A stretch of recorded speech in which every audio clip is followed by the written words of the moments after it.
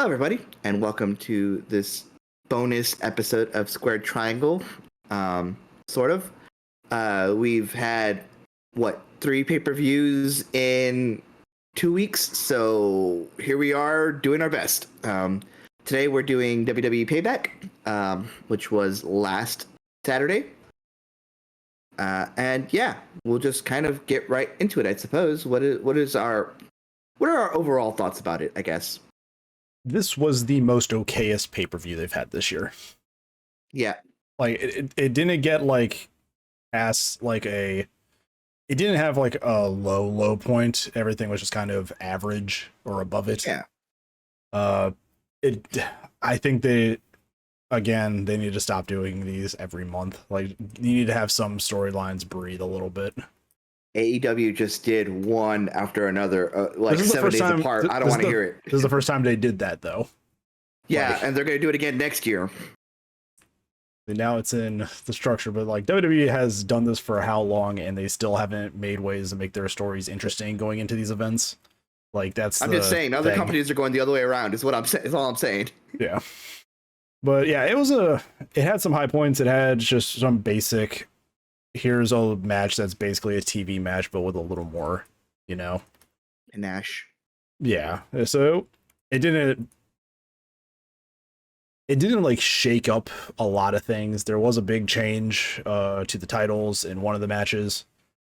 But aside from that, it's a glorified TV episode for the most part. Yeah. And that's pretty much my thoughts on it. It was just pretty much an extended Raw SmackDown, but it wasn't necessarily bad. We got at least 2 to 3 good matches out of it. The rest weren't bad either, but that's just something you could just see on a regular episode of Raw SmackDown. So, nothing too groundbreaking, nothing out of the ordinary. We got a return out of it. We'll get to that. I was gonna say, I think the promo segments were probably a little more weighted towards, moving storylines along than the actual matches were. Except for the opening match. Yeah, we're gonna get right into that with Trish and Becky putting on an absolute fucking great match. I am surprised that this match was as good as it was. A lot of it just from creative spots that I think only Trish would have the balls to try to pull off. So what are they gonna do? Fire her? Yeah. So this is the cage match that kind of blows off the feud of Trish and Becky Lynch that has been going on for several months now. There's a very good hype package that builds up the story. Tells the entire story of why Becky brought Trish in, and then why Trish turned on her, and adds, the Zoe Stark angle to it. And then at the start of this match, we're shown that NXT champion Tiffany Stratton is here, which I thought would have played in to the match, but it doesn't. It kind of looks like a Robert Palmer doll from the Addicted to Love music video. She's just kind of staring off into space. She had a very blank stare. It was very noticeable. I don't think she was ready for the camera to be on her. No. And also for some people, if you don't watch NXT, you're wondering what the hell is this girl with the title. I kind of don't blame you, because I guess nobody's really been paying the NXT. Paying much attention to NXT in a while, but she's actually really good in ring, though. I will say that much. She won the title like how many months ago, and she's had one title defense? One title defense. It was against Thea Hale. And it's just like, okay, so even they're not doing anything with their women's champion, and now by the time that we record this, it's announced that Becky Lynch is coming for the NXT title, so Tiffany Stratton's losing the title. So it's like, okay. That's I don't know if she is or not, but if she does, oh god. They could pivot in after this huge win for Becky, just completely have Tiffany destroy her. But this is Becky Lynch. This is their moneymaker. They're trying to probably get eyes back on NXT. So that'd probably be the way to do it if you put Becky Lynch as the NXT Women's Champion. But I don't know. We'll see come next Tuesday. So yeah. I fucking love this match. It was a great match. This is awesome. There's a lot of homages in this match. They're using other women's finishers. Becky hits Trish with a Twist of Fate from Lita, which was great. And I think Trish hit her with Widow's Peak. Yeah. And I'm like, okay, cool. So we're just celebrating the women's history, which is awesome. I thought it was really good. I think my two favorite spots in this match was Trish dangling off the cage, which I was concerned about the setup because I saw that her leg was like in the top, like between the bars, and I was like, oh god, this is gonna be really hard to set up like whatever move they're doing. She can't really move her leg around. And lo and behold, the spot is actually, I'm just gonna hang off the side of the cage. Just hanging out here, guys. And then just a really fucking good superplex into the ring too. And yeah, I mean these two just this feels like an old school cage match. They're throwing each other against the cage walls. They're getting very scary up on the top of the cage. Trish is actually going for the escape, which is cool to see. Like she's not lingering. It's like Becky's down and you see Trish trying to escape, despite the fact that the door was probably right there and it's a little bit faster. So still some WWE storytelling in the cage matches. It's like, why are you going to go over when the door is right there? But I mean, yeah, fucking Trish is so good, even at this age, and how long hasn't like consistently wrestled. Yeah, and I just really think that this is their best match they've had. This is the good.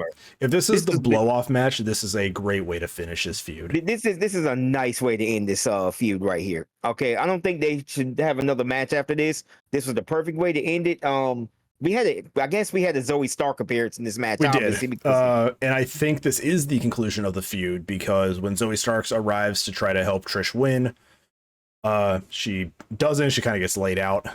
And everything, and Becky wins, and then post-match, we see Zoe turn on Trish. After Trish getting slapped around. So I think we're probably going to see Zoe get her singles run now, like as a actual person on the roster and not a sidekick. While Becky's going back to NXT. So which is good for her, you know. I guess it's just time to test Zoe Stark now that she is free from Trish. She's probably going to grow into this and she's going to get better over time. You know, promos still may be a little shaky, but, you know, over time, she'll get better at it. So, yeah. Zoe's got a bright future ahead of her. Yeah, I mean, this is definitely like one of the better women's matches of the year. And this is after we talked about, you know, the Chris Statlander Ruby Soho match kind of being, you know, hit or miss at times. Like, this is definitely the better women's match of the weekend. Yep. Next is The Miz. Yeah, we get a John Cena promo. The poor man is balding. We talked about that in the Discord. It's so noticeable now. We get a funny little Miz John Cena segment where he's saying, I'm going to be the guest referee. And then Miz is like, no, see, you're a host. You have to be involved. You have to be like all this stuff and like be a host. And he's like, I got it. I'm going to be your special guest referee. Like, it was a really fun segment. It probably went on a few minutes longer than it needed to. But it does lead us right into the match afterwards. But just even these two guys, like, they're just two of the best talkers. And I really wish LA Knight had come out so we just have three of the best talkers in that segment. Yeah. Miz's comment about John Cena looking like a Teletubby was funny. Yeah, he's like, you're 46 and you're still coming out looking like a Teletubby. Like, you're almost 50. Yeah, it was really funny. That's good. I wish we could have gotten an LA Knight promo in this too. It's just the three of them cutting promos, but you know. I will say the interesting thing about this match is usually when you have a special guest ref match, like you expect them to kind of like be, you know, siding one way or the other. But Cena called it down the middle. He did, and it was interesting because even LA Knight was fucking getting hot with Cena a little bit, like, and that plays into the stuff after the match as well. This was a pretty good match, but this kind of felt like a TV match. It didn't really have like that big fight feel to it. Because again, this Miz feud has only gone on for a few weeks. It hasn't had time to like really develop. Right. I did find out that that LA Knight's finisher is called Blunt Force Trauma, which I did not know. BLT. The BFT. BFT, yeah. BLT is the sandwich I had for lunch today. I'm hungry. Yeah, I mean, what do you guys think of this match? Like, it did just feel like it was okay. I don't expect great matches out of people who are traditionally great talkers, because like you can talk your way, if you can talk into having a 5-star match, but if you can't actually perform it, it's Mhm.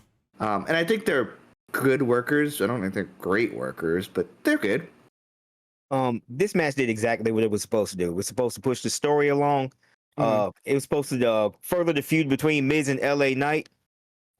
John Cena was an extra added bonus there, which led to a funny segment on Raw. But with Miz, putting an invisible John Cena in the what was it, Skull Crusher finale. But anyway, this match did what it was supposed to do.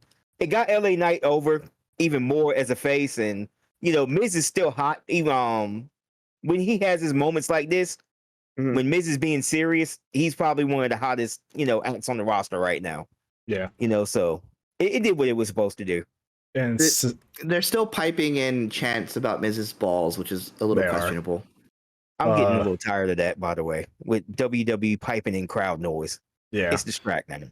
I don't care if they pipe in crowd noise, but at least make it believable. I'm not seeing anyone move in the damn crowd.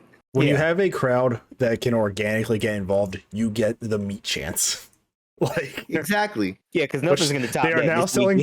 We found out today they are now selling T-shirts for her. They worked on that real fast. I did like that was an impressive turnaround.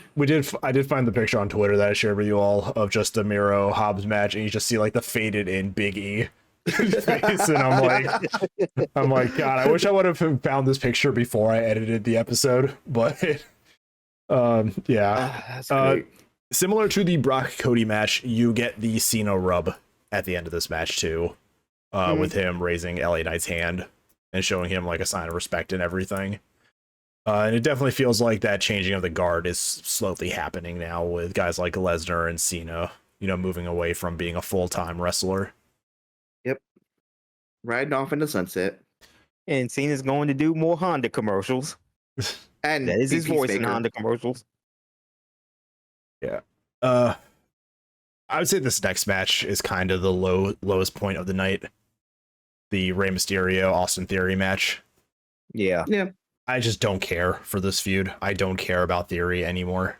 Like he's just one of those guys on the roster now that I'm like, I just don't care, man. Like I need him to swing on somebody who isn't Rey Mysterio. I need him to like swing on someone random.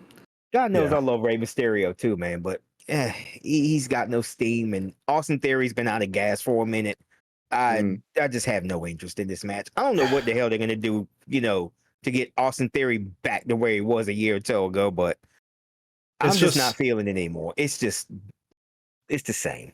I wrote 4 lines of notes for this match, and it is, I do not care for this feud. I'm impressed that Ray and Sting are 2 WCW guys who can still go.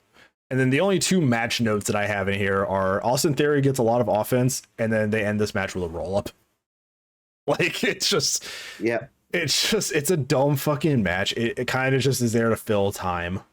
And I'm like, what, the 10 minutes this match was given could have easily gone into our next match, which was my favorite match of the night. Like, I love this street fight. Good Lord, so did I. It was stupid, but it was great. What did you post in the Discord today? You are sufficiently sports entertained.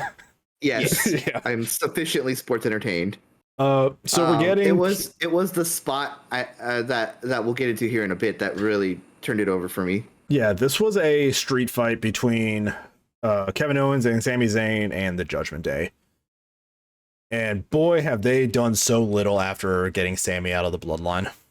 Like, these guys just kind of coasted with these titles, It didn't feel like their reign really meant anything. They had that many. They had that many defenses. They did not. They kind of just like completely moved out of the eyes of the booking committee. Yeah. It just really goes to show you just how limited WWE's creativity is at times. Yeah, it's noticeable with these guys. So I mean, I have some thoughts about this match at the end, just because of how meaningless their undisputed title reign felt. It's just like it happened, and we're not going to do anything because now we're focusing on Jey Uso. and not these titles. Like it's that kind of like feeling. It's like, okay, cool, they're out of the storyline, back to the Bloodline story. It's just one of those things, man. But this is a no DQ match, so instantly into this match we start getting chairs and kendo sticks. Like they waste no time turning this into an actual street fight. For a good portion of the early part of this match, Kevin Owens is slapping Damian Priest around like he is nothing. It is just really funny seeing Kevin Owens just dominate Damian Priest with how hot Damian's been, in recent weeks. He takes off his shirt, shows that he has a Terry Funk shirt on, which shows you the mindset that KO is going to have for this match, and boy, does he have it. And the part where he stuffs Finn Balor in a trash can and starts whacking him with. That's my next note. They throw a trash can onto Finn Balor and start beating it with kendo sticks. I do like great. That was a good ECW spot. It really is. I do like how just because of Finn's like physical size, that trash can is like only his legs are sticking out of it when it's thrown. It was very comical. It was very Pepsi Man. If you've ever seen that game, like when he has a trash can like go on him, it's just his legs underneath. Judgment Day starts to the Judgment Day wrestling in this match are Finn Balor and Damian Priest, by the way, because then we get our Dominic interference, which the way that this the Judgment Day story is being booked is now it's just Bloodline 2.0. It's just going to be constant interferences and all this other shit because WWE cannot book any faction creatively. So they got they hit the same formula with all these factions, and and this is pretty much what you're gonna get with the Judgment Day moving forward. It's you're gonna get at least one or two of them in a match, and then the others come interfere, mostly Dominic, and that's pretty much how this is gonna go for a while until they start losing the titles and the tension starts. Did they interfere in Dom's match when he won the title? I feel like they did. When he won the NXT North American title, yeah. Okay.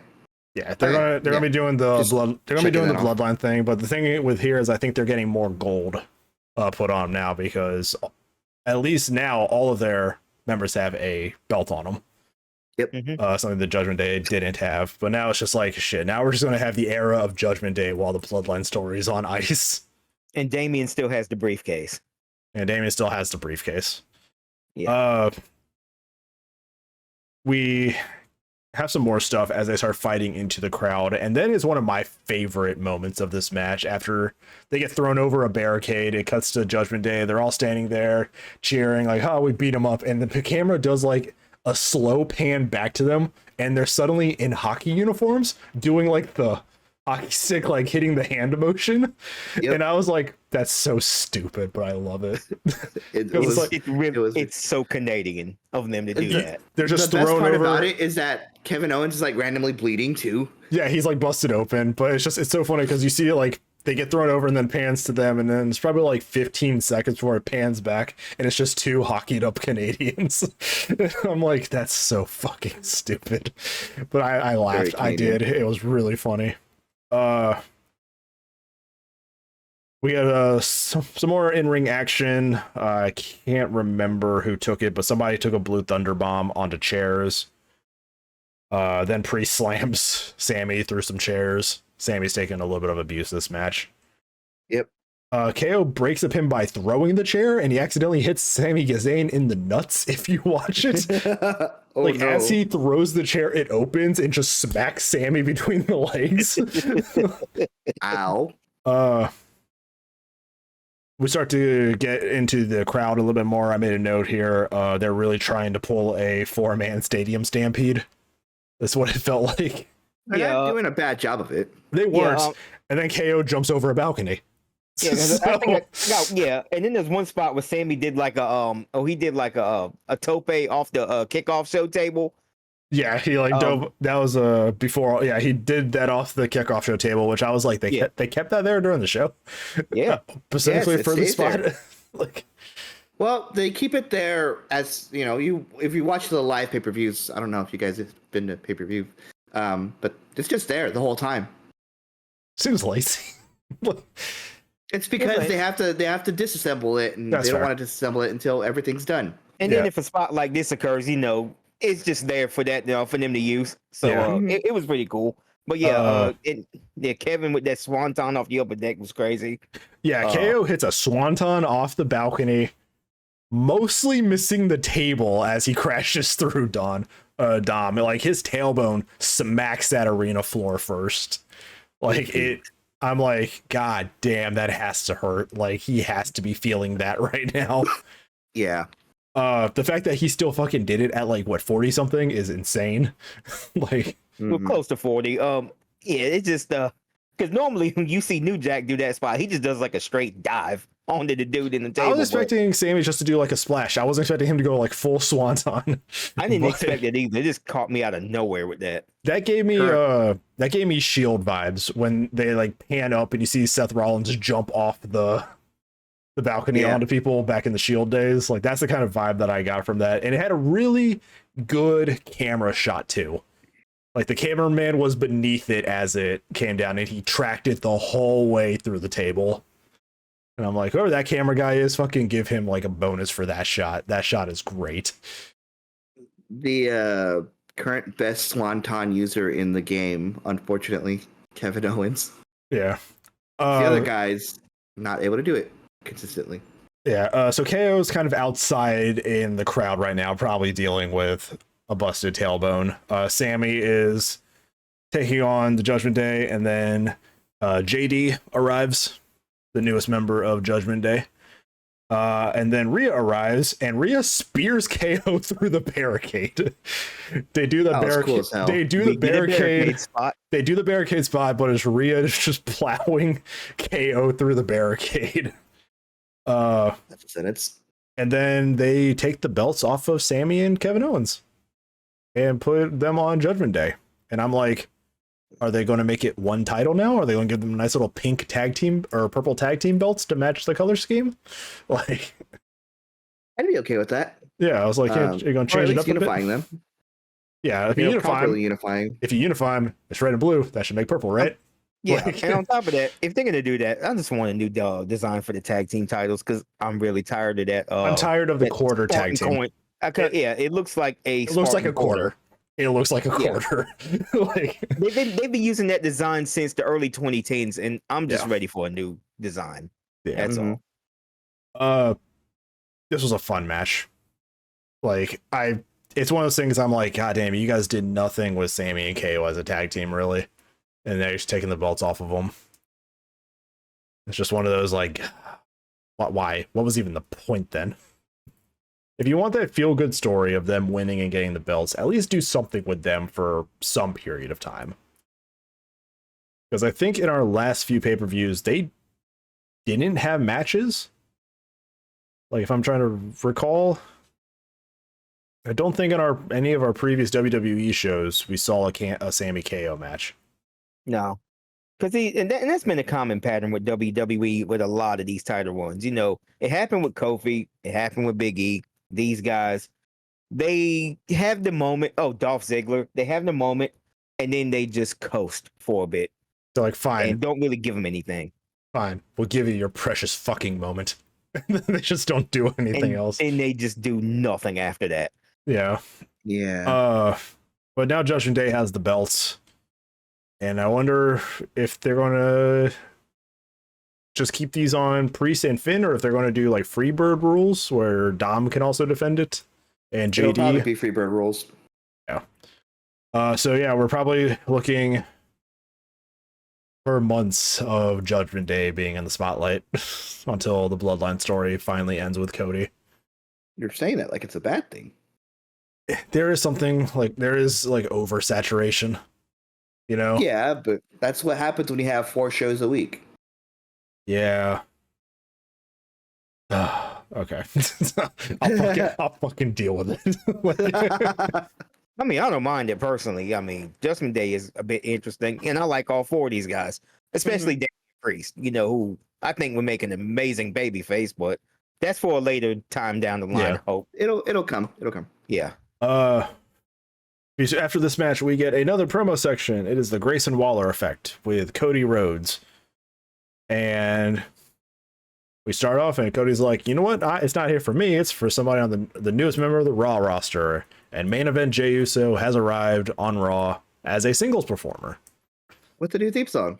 With a new theme song. And from what I saw based on Monday, just because he is now a babyface does not forgive his past sins. And everybody seems pissed off with Jey Uso. So... Correctly so. This is a good storyline. I like it. Especially Drew McIntyre. Drew McIntyre, Matt Riddle, like they have all like confronted Jey Uso. It's like, bro, you still fucked with us. Like, and that's the kind of thing I think that we were talking about it previously on one of our AEW episodes. Early AEW felt so different because everybody on the roster had a reason to pretty much hate each other. Mm-hmm. So it's like, oh look, the Elite, Kenny is feuding with John Moxley, but then, you know, during this fight, somebody else comes in and jumps John Moxley because he's angry at John. And then it's like the whole roster, it would just always break down into like the whole roster like brawling because these guys are all in one place hating each other. And now it's starting to feel like that with Jay. It's like, oh look, people in this roster don't like each other, even if it's no longer feuding with them. You know, you can either have long-term storytelling or you can have random stuff. You can't have both. This is what happens when you have long-term storytelling. I just rather have the continuity. Yeah, look, exactly. Yeah. But yeah, Jay is back on Raw, super kicks Grayson Waller, segment ends, and Jey Uso is so over. Like, this crowd fucking loved him. Yep. Like like there's a difference that you can tell when the crowd when they're booing the Miz when it's very obviously piped in the last match, and when you see Jey Uso like vibing with the crowd where he's still over. I expected him to like not be over with the crowd as much as he was. No, he's one of their he's got him. He's one of WWE's top guys now, whether they want him to be or not. Like, it's like LA Knight. He is undeniable as a fan favorite now. Like, but this is a good problem to have, though. You know, with merchandise sales and everything, it's a really good problem to have. Now it's just a matter of what they actually do with Jey Uso going forward. Yeah. Well, if they moved Cody to SmackDown and they moved Jay to Raw, they can both go after the world titles on those brands. And I fully expected to be Cody going to Raw or SmackDown, so they can start, you know, his road back to Raw. They confirmed he's going back to SmackDown. That's what I thought. And that's a good move. The road to the conclusion is finally back in. The road to finish the story. The train has drifted back onto the correct track. Let's just multi-track drifting story already. Multi-track drifting. Yeah, so interesting to see where WWE is going to go with this. On to the next match, the women's title match.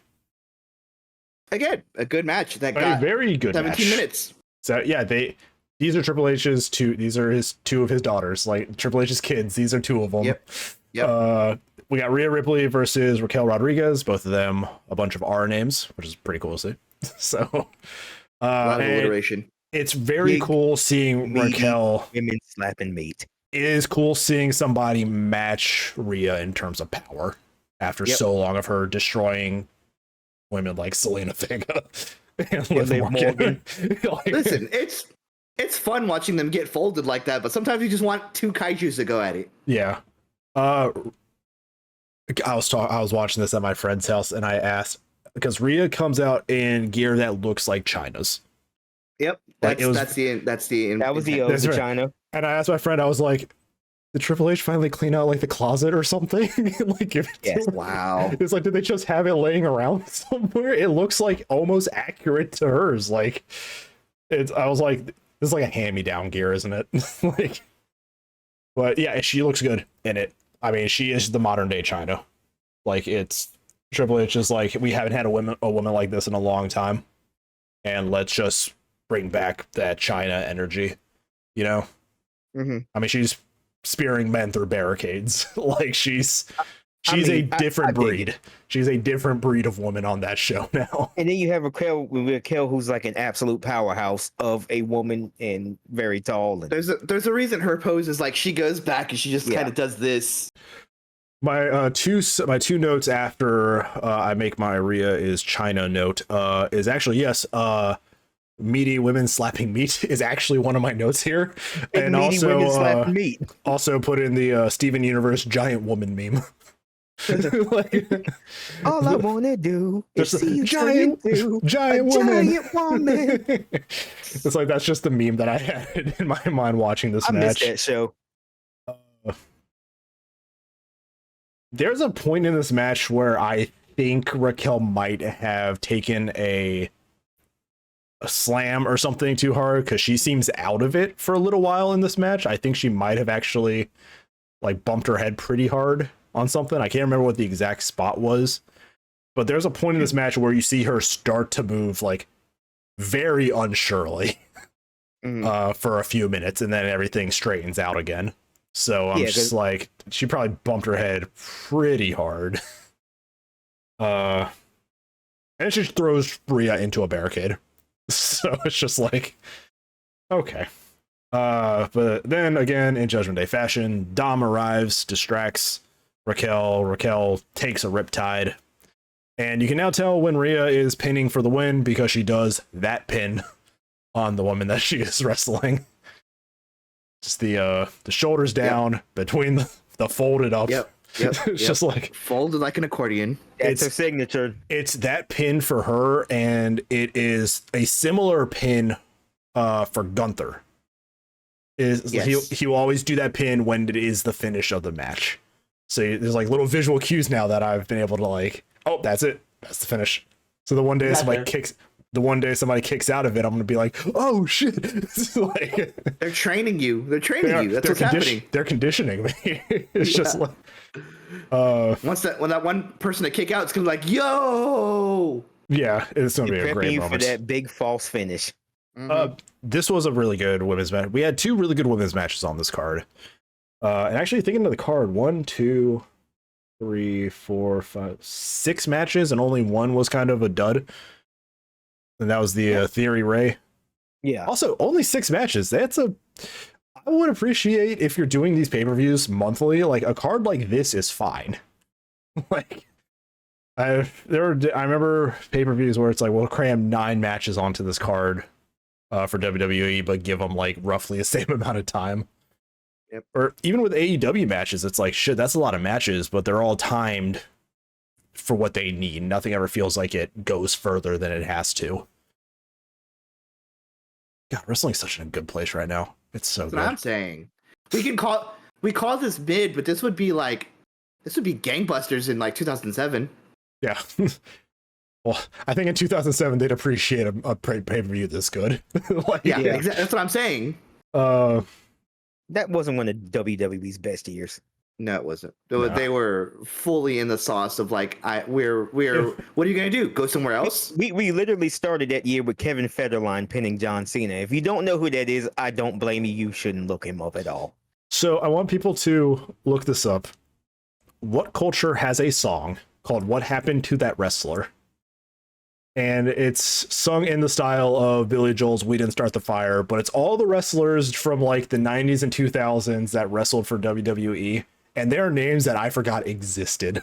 It's like, I'm just like, oh my god, the 2000s were such a bad fucking time when they lost like Stone Cold and everybody. Yep, like, they sure were scrambling for the next prize. Yeah, it was just like guys like Gene Snitsky, Mr. Anderson, or Mr. Kennedy. Like, it was a weird time for her. I loved Mr. Kennedy, and then he turned out to be a douchebag. He is a douchebag, yes. Yeah.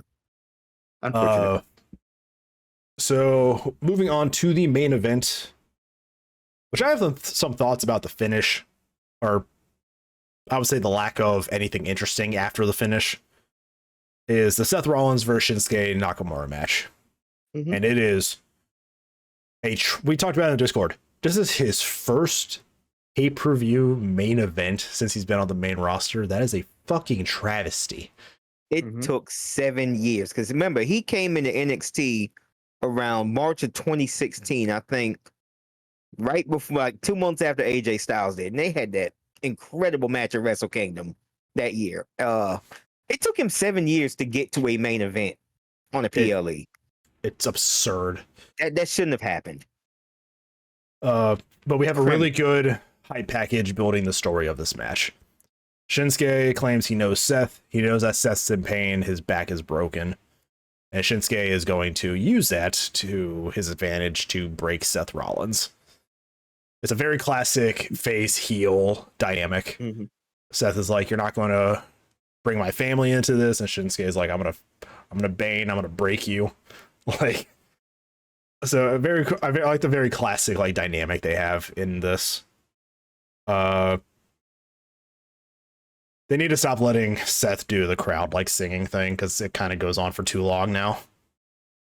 I do like the crowd singing his opening, but there's like, you can get to the match now. Like, yeah, they just need to cut that out. It's starting to get old. Shinsuke got an anime opening. Mm-hmm. He got a nice little like anime motion comic, like intro, which is cool. They gave him a manga opening. They gave him a manga open. Fantastic. A manga open. And then classic. I haven't seen Shinsuke enough lately to know, but they gave him back his old theme music. So, or has he had that back? Okay, he's had that back for a couple months now. Okay. Yeah. I love that song. I like that intro music. Still, so goes so hard. This match has a lot of good in-ring storytelling, especially with the focus on Seth's back. It's rare to see it nowadays in WWE, but actual like in-ring psychology is a nice little thing to have sprinkled in every now and then. When it comes to matches, you'll usually get that in like the big main events, but a lot of matches just don't have, good in-action storytelling. But Shinsuke and Seth definitely knocked this one out of the park with their in-ring work. What did you see up to, Becca? Because I know that we're talking about this without you. I didn't see the main event. You didn't see the main event? Okay. What did you think about this, X? Okay. Seth I was watching it while I was at work, guys. Yeah, I know. A lot of On my lunch break. It surprised me that a majority of this match was heavy in story, with Shinsuke mostly focusing on Seth's back. I thought this was a narrative that I guess they were trying to push out. I was fine with it. I was kind of expecting to see a little more Nakamura do other things, but he's a heel, and I think that's what the main focus was. I thought this was a decent match, honestly, but I don't know what they're gonna do with this feud going forward. But the thing is, I wouldn't mind seeing another Shinsuke Nakamura Rollins match. Yeah, we're probably going to get more matches going forward because Shinsuke kind of hung out at ringside for a bit. Yeah, but it's just like, I was just like, Shinsuke didn't do anything different. He just did his normal move sets. Like even in this main kind of what's entertaining about Shinsuke is he does literally the same move set regardless of what alignment he is. The thing is, no, it's like you're in a main event for a title and you're not going to try to show your opponent, something different, something they're not expecting. At this point, I'm like, Shinsuke is up there in age. He's probably, I think he's in his 40s now too. This guy's probably just coasting with his contract at this point. Like he's like, oh, cool, I'm in the main event. Cool. I'm not going to actually try harder though. I mean, he did his normal moveset, and then on top of that, there was a heavy focus on Seth's back. So I guess this match was more of a, push the story kind of deal. Yeah. And not necessarily a main event kind of match. But to be fair, Shinsuke's level is like up here compared to the average wrestler. Yes. Yeah. There's a lot of ground for other people to get to him. Well, one of the notes I have here, I needed to probably clarify, X. Did Rollins hit a Rainmaker in this match? He did the ripcord lariat on. Yeah. Like he hit Shinsuke with a Rainmaker during this match. And I wonder if he did that intentionally, sure as like a shout out to Okada. That was great. Because I don't know if he does the knee. Like he does the ripcord knee. Yeah, he does the knee, but yeah, he ripcord. I was expecting the knee, and then he just lariats the hell out of Shinsuke. I was like, okay, that was different, but okay. I was just like, did he just hit a fucking Rainmaker? Starts going like this next. Little dollar bills fly out. Seth does really sell the wear on his back. Like he even stops from using the Falcon Arrow, knowing that it would fuck up his back even further. Mhm. You know, his usual off the turnbuckle and then roll up into like another move. Yeah. Yeah, he decides not to do that because he's like, oh, that might fuck me up. Then we get the usual finish. Seth hits a pedigree. Shinsuke kind of no sells it to a degree. Like he hits it and he's like instantly up on his hands and knees, like trying to recover. We hit a stomp and then we get the pinfall. And then nothing happens. There's no cash in. There's no post-match beatdown. It just goes off the air, and I've never been blue-balled harder in a fucking pay-per-view. Like, Yeah, because you would think that would be the appropriate spot for a cash in with Damian Priest. You know, Seth Rollins' back is all fucked up. Seth is for about 4 minutes. Do. For 4 minutes on camera, he is selling that his back is fucked up, and they're not cutting. The logo's not coming up, and I'm like, we're gonna get the fucking cash in, or Shinsuke's gonna jump in here and just beat the hell out of Rollins, and then it just goes away. That's it. And I'm so mad. I'm so blue-balled by fucking Payback. Like, why would you want them to cash in at by your own admission, the most if you're okay already pay-per-view? If you're already putting the undisputed tag titles on it, just fucking go for it at this point. Like, because I really did write a note. As I said, in one of my notes, it's like I'm pretty much expecting the Judgment Day to walk out with all the gold. I was too. And when I was that didn't expecting. happen, I was kind of surprised. I was expecting Dom to have North America, Rhea to have the ladies, them to have an undisputed tag team, and then Damian Priest furthering the story with Finn Balor walking out with the fucking world heavyweight title. Like, maybe that's just the conditioning we've been used to all these years. Somebody gets injured, they cash it. Well, it's like, someone hands in a briefcase, and that's it. why isn't they protected these undisputed titles for months? And they take them off on a B pay-per-view. So at this point, I'm figuring anything's fucking possible. Like, They're not gonna drop all the titles on one night. I do think I think it'll be a case like Orange Cassidy, where OC, like, his whole storyline was he's just breaking bevy of injuries on the way to like finally losing. I think it'll be something similar for Seth, where it'll be like all these injuries piling up, or people just beat the shit out of his back the next few matches he has. And it finally culminates into a pay-per-view where he gets cashed in on. Yeah. Probably Survivor Series, if I'm guessing it. I'm thinking it's Survivor Series as well. Wonder if the people listening to this on audio, I hope you find the YouTube of that, because I'm like full gripping the microphone when I'm ranting about the bullshit that I was expecting. Yep. Yeah, so just he beats him. Shinsuke is standing at ringside. He's not even like selling the stomp. He's just like at ringside, like standing up. And then it just ends. And I'm like, what? There's the next pay-per-view is in Indianapolis, in Indiana. I know, and it's race car themed. Like, Fastlane. They made sure to make all that like promo advertisement really race car-y, because why not? Speaking of that, yeah, it's our October 7th wrestling events? That's about a month from now. Yep, it's about a month from now. Fuck, It's and we also a month from now. have Wrestle Dream. Wrestle Dream is that weekend? It's October 1st, I think. Yeah, Fastlane's a week later, I believe. Yep. Okay. That's not so bad. Yeah, Wrestle Dream, which again he scheduled a cross promotion pay-per-view on the same night that New Japan has their other event plans. So all their big names won't be available. So it's like they're just gonna get a lot of young lions. They're going to get a lot of young lions, or like the C tier, like mid-carders. Have fun with Son of Red Shoes, Tony Khan. Yeah. So yeah, we have October 1st, we have AEW's Wrestling Dream, and then October 7th, we have Fastlane.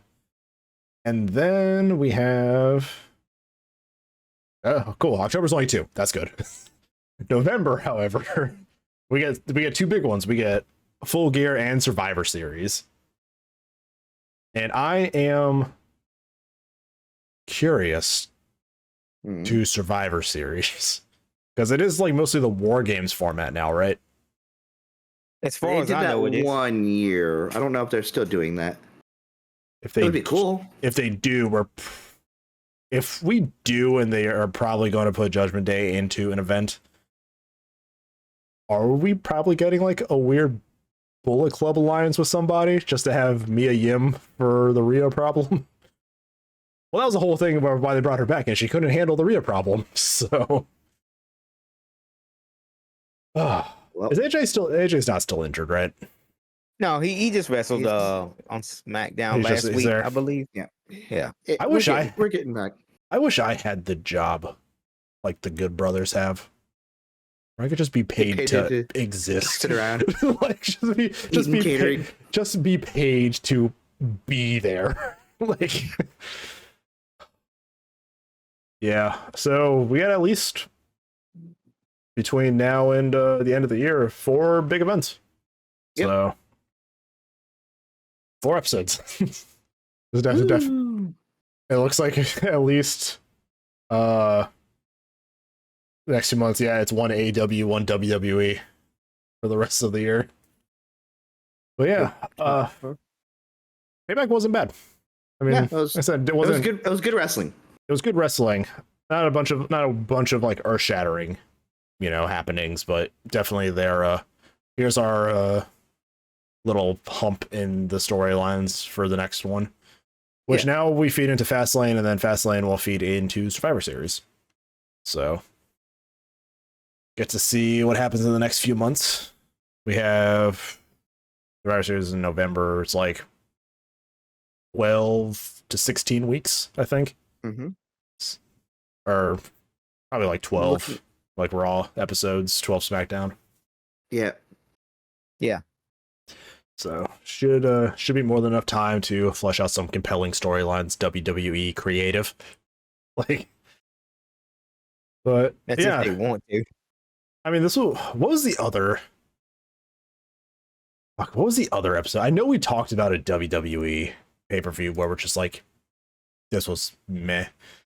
It's like, what did we talk about? That was that, because I know Backlash came around and blew us out of our fucking seats. Mm-hmm. I think it was Money in the Bank, wasn't it? No, we're just like Money in the Bank was SummerSlam. so. I can't remember. I think it was SummerSlam. Maybe it's like for the most part it was okay. Yeah. But then there were definitely like some what the fuck happenings. It was one of them, but we're just like, this was kind of almost like a nothing pay-per-view. This one was not, though. This one actually had some decent wrestling, but I do feel like Gable and Gunther probably could have replaced Ray in theory. Because the argument was, we don't want to overbook the card, and I'm like, you can literally just get rid of this match and nobody's going to care. Like, I think that they'll put them on either Fastlane or Survivor Series. Well, with the way Gable and Gunther went on Monday Night Raw, hell, they should have. Honestly, that could have been a pay-per-view match because they put on one fantastic match. I think this week Gunther passes Honky Tonk Man. So Yep, he's like 3 days away. Yeah, so he can. I mean, if that's who they're saving to take it off of Seth, Seth just getting the shit slapped out of him by Gunther to lose the title, I could see that. But yeah, if you're going to do this, give Gable an IC run. Yep, like, I agree. He is the most consistent performer on your mid card. And also, it's time for Gunther to get into the main event picture because it really is. He's been ready for months now. So once they take the title off of him, he needs to be next after Seth Rollins, if not Damian Priest. So that's why I see that going. Somebody was like, just give him a last man standing. Yeah. Or like an Iron Man match. Just give him an hour-long Iron Man match. Like, let's just give something that can just show like the technical wrestling that these two can do. But that would be a hell of a match. The next few months are going to be interesting on WWE side of things. The landscape with AEW's shifted with the last pay-per-view, so we'll see what that's like going into Wrestle Dream and then Full Gear. We're recording this on Wednesday, so we'll see what happens on Dynamite. Yeah, we usually do record these on Wednesdays. The first CM Punkless Dynamite. Yeah, and actually, while watching this, there are 2 episodes apparently this week. There one that this comes out on Saturday. I just want to get them done and open up our schedule for next week if we have something else to record. Because we wanted these episodes out a little sooner, but the all-in audio got fucked. So, You're right. but yeah, so I guess with this, this is the last you guys are going to hear from us for several weeks. Yeah. And then hopefully we'll be back on the Without Context podcast. And yeah, I love wrestling. It is, people are still fighting, like the tribalism is still there, but fuck, we're in a good place right now. Mm-hmm. Like, it's what I always want to end these with until it proves to not be as good as it could be. That's kind of what we're going with here. Like, it's not as good as it could be, but it's really. It will never be the golden age again. But when it starts going downhill, you'll know it. The mystique, you'll hear it from us. The mystique of the golden age shattered when everybody found out that it is scripted. We'll never get back to that real feeling of wrestling. I've known it was scripted. There was an NBC show that was like. Well, I mean, like most of the fans back in the 70s and 80s did not. There was no internet, so you couldn't just blur things. But like, so it had that.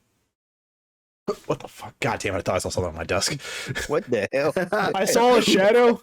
I saw a shadow moving on my desk, and I looked and I saw my little dangly like cord holder here, and it was like swaying, so it looked like it was moving.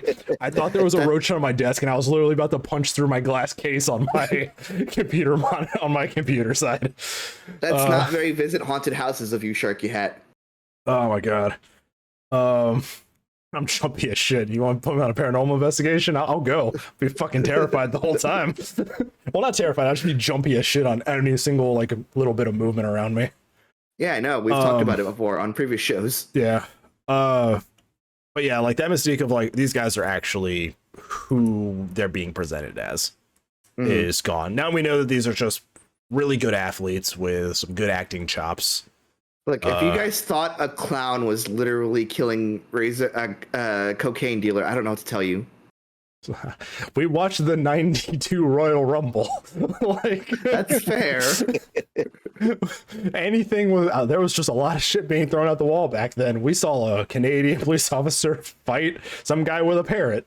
Like his whole shtick is, hey, look at my parrot, guys. And then we saw another cop beat up somebody else. We saw a big cop beat up a fantasy barbarian. That's WWF state in the 90s. Like, yep. It was an interesting show. We had our thoughts about it. So, you can go watch it. And that wasn't the most ridiculous point. Like they had stuff like Ninja Turtle gimmicks and shit, I believe. So it's just. And the thing is, it felt like a whole fever dream in the 90s. You go watch some of that stuff. Growing up, you probably think he high. Growing up, I was a WCW fan, and even I will not give them a pass because fucking RoboCop saved Sting. Yeah. Like they had a guy whose whole gimmick was Sub-Zero, and I fucking loved it. And he showed up he's in AEW as a coach. Like, yeah, it's Glacier. And he showed up in the first Battle Royale for TV. Like the first Battle Royale they had, it was Glacier showed up and beat the shit out of some of the younger guys. So but that's the thing, like they celebrate history, but I know even in the 90s there was some dumb shit going on. I mean, I remember Chucky was on WCW. So yeah. So wrestling, while probably at its peak in the 70s, definitely was like, okay, well, this is just like theater in the 90s. And now we're back to just good wrestling. Like these guys are just really good fucking creative athletes. It's so good. Like there's so many creative spots happening in certain matches now too. Like just the creativity is there again. And I cannot wait, especially if what I saw on Twitter is true and Maki Ito is challenging Jon Moxley on Twitter. And I really want to see Maki Ito. I really want to see Maki Ito like get accepted into a wrestling match so she could probably fight for the international title. That would be actually great. Didn't they have a match in GCW or something like that? Yes. Yeah, that's what I thought. I think she also tags with Nick Gage in GCW. GCW just feels like a fever dream sometimes. It really does. It is. But yeah, Maki Ito tweeted that she wants to fight John Moxley. And I was like, you know what? I'll take it. Like, I love dumb wrestling like this. Yeah. So I would love to see how Moxley would react in the match. Like, would he tone it down or would he just like throw this chick around? Just like, all right, Mox, where do your morals line? Where's the moral line here? I just see him going full Minoru Suzuki on her. I see him. Almost. I see him getting the shit kicked out of him and him kicking the shit out of her. Yeah. So, but yeah, wrestling's in a great place. We're having so many great performers, great events, great matches. A lot of the older wrestlers are taking on creative and coaching roles now, so that knowledge is being passed on. So if anybody on Twitter is saying that wrestling sucks right now, maybe you suck, because wrestling's great right now.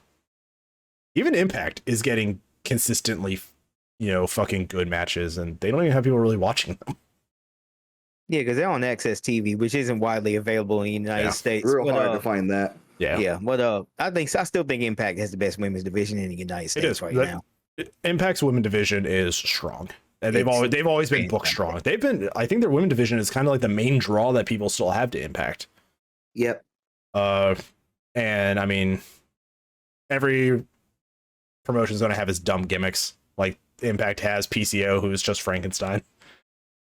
Yeah. And stuff like that. Yeah. And it's just like, but that's what makes it fun too, I just want to see some biker guy get beat up by Frankenstein in a wrestling ring. That's why we fell in love with like Kane and the Undertaker, It's like this I had a nightmare about Kane when I was like 7. he did his job. It's like, yep. But yeah, like wrestling's great, and I look forward to more and more years of it.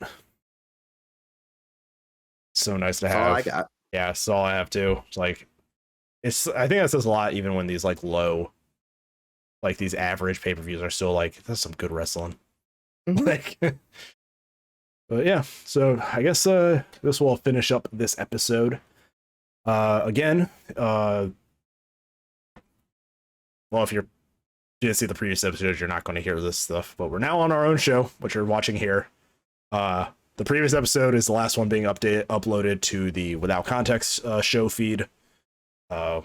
We should be getting put onto other sites now. I got everything finally released, with the exception of Google Podcasts at the moment. Working on that, but Spotify, every other like major podcatcher that you guys can use. You can find us there, Square Triangle. And yeah,